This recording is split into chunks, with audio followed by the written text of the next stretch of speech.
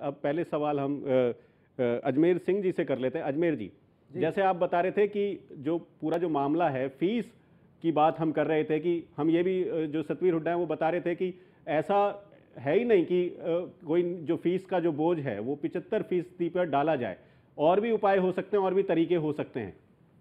Sir मैं ये बताना चाहता हूँ जी, ये मैं गजट नोटिफिकेशन हरियाणा सरकार का ले रहा हूँ जी, और हुड्डा साहब इसे नकार रहे हैं, हमें नहीं करे, इन्हें कुछ पता ही नहीं है। कोई कागज तो दिखा दे सतवीर हुड्डा जी। आज हरियाणा की जनता अगर जागरूक नहीं है तो उसका नाजायज फायदा ना उठाए, मैं ये साफ तौर पे कहना चाहता हूँ। ये साफ लिखा हुआ 2007 एजुकेशन कोड नियमावली 2007 उठा ले। 134 अगर 2003 में आई थी तो उसमें केवल विकलांग बच्चों का जिक्र है, 3% बच्चों का फीस का कोई जिक्र नहीं है।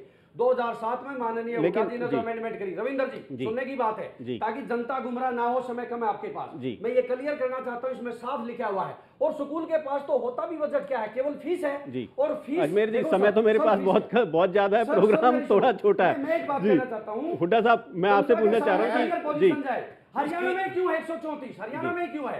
पूरे देश में माननीय ये कहते हैं हाई कोर्ट नहीं डिसाइड करेगी, माननीय सर्वोच्च न्यायालय ने क्लियर कर दिया है कि पूरे देश के अंदर आरटी लागू हो, और हम स्वागत करते हैं। हुड्डा साहब क्यों नहीं मांगते हरियाणा में घूम के सभी को कहो, सरकार को क्यों नहीं कहते एक आरटी लागू करे जिसमें फीस भी है और सेंट्रल गवर्नमेंट देगी और बच्चों को जो मौका मिलेगा, गरीब बच्चों का हक ना मारा जाए। मैं ये कहता हूँ गरीब बच्चों का हक ना मारा जाए, ऐसे लोग ही गरीब बच्चों का हक मरवाते हैं। मैं रिक्वेस्ट करता हूँ हुड्डा साहब मांग करें आरटी लागू करें और क्लियर होकर गरीब बच्चों को मौका मिलेगा अपना उज्जवल भविष्य। अजमेर जी, उसके बाद आप जो 25% जो गरीब बच्चों को पढ़ाने का जो मामला है, क्या अपने स्कूल में दाखिला देंगे 25% को और फ्री में शिक्षा देंगे? 100% जी।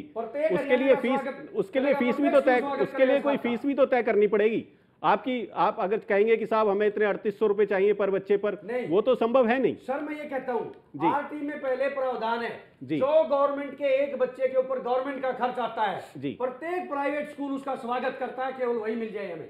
जी हुड्डा साहब, ऐसा है क्या प्राइवेट स्कूल जैसे जो गवर्नमेंट के वो हैं, अगर वो कहते हैं कि बच्चे पर एक साल में इतना खर्च होता है, जो गवर्नमेंट का आंकड़ा है वो तो 3800 रुपए सालाना खर्चा सरकार के आंकड़ों के हिसाब से, क्या प्राइवेट स्कूल 3800 रुपए सालाना के हिसाब से बच्चे को शिक्षा देंगे?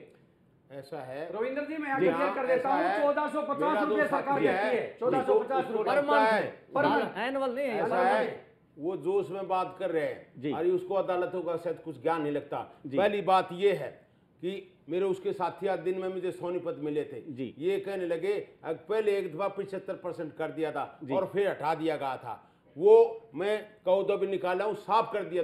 2007 में एक दफा पहले, मेरे रिट में भी ये लिख रखा है, लिख रखा है, पहले ये था प्रोविजन खत्म कर दिया, और अब ये अगर 75% हो जाते इनका झगड़ा ही क्यों करते? ये इनको तो मजा है, ये तो हर साल फीस बढ़ाने का दी है, हर साल फीस, और इनको कानून अगर सारा देता तो इधर फीस लगा देते, लेकिन कानून में कति क्लियर कट है कि रूल 134 से 25% बच्चों की जो फीस माफ की जाएगी वो दूसरे बच्चों पर नहीं पड़ेगी स्कूल। और आदरणीय सुप्रीम कोर्ट ने भी यही कहा, अब 25% भी बच्चे कहे स्कूल में नहीं पढ़ाना चाहते तो किस बात के स्कूल खोल रखे, और कहा एडवांसमेंट। धर्म प्रकाश जी भी कुछ बोलना चाहते हैं। जी मैं ये बताना चाहता हूँ सतवीर हुड्डा जी को कि स्कूल के अंदर जो भी फंड है उन्हीं फंडों से हम प्राइवेट स्कूल वाले एक बेस्ट एजुकेशन दे रहे हैं।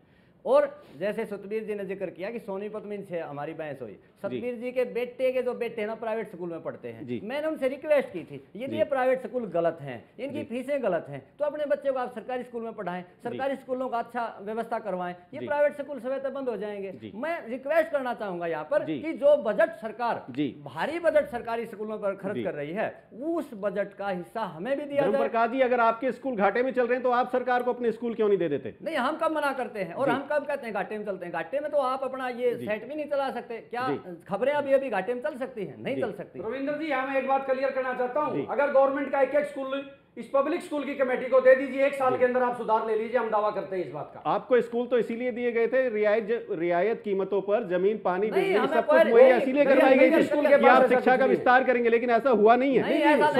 ऐसा 1% स्कूल नहीं है। आप भी बहुत देर से खामोश हैं, आप कुछ बोलना चाहेंगे इस पूरे मामले पर? बताना चाहूंगा जी, हमारे लर्नर वकील साहब सतवीर हुड्डा जी बैठे हुए हैं और प्रोफेशन से वकील हैं, सीनियर एडवोकेट हैं। भारत का शासन संविधान के तहत चलता है जी, सभी नियम कानून भारत के संविधान के तहत जी, और हमारी शिक्षा का मुद्दा जी कंकरेंट लिस्ट में है जी, जिस पे स्टेट गवर्नमेंट भी नियम बना सकती है, सतबीर हुड्डा से बना सकती है, आप ये सरकार केंद्र भी सरकार बना सकती है। ये बहस हाईकोर्ट में हो चुकी है, केंद्र भी बना सकती है। और केंद्र सरकार ने RTE एक्ट लागू कर दिया और हरियाणा सरकार ने 134A लागू करके 25% बच्चों को रिलीफ दे दिया। जब केंद्र का कानून और स्टेट का कानून दोनों कंट्राडिक्ट करते हैं, विरोधाभास होता है, तो केंद्र का कानून लागू होता है। और ये हम नहीं बोल रहे, भारत का कानून बोल रहा है, संविधान बोल रहा है, और वही चीज आगे लागू करनी पड़ेगी।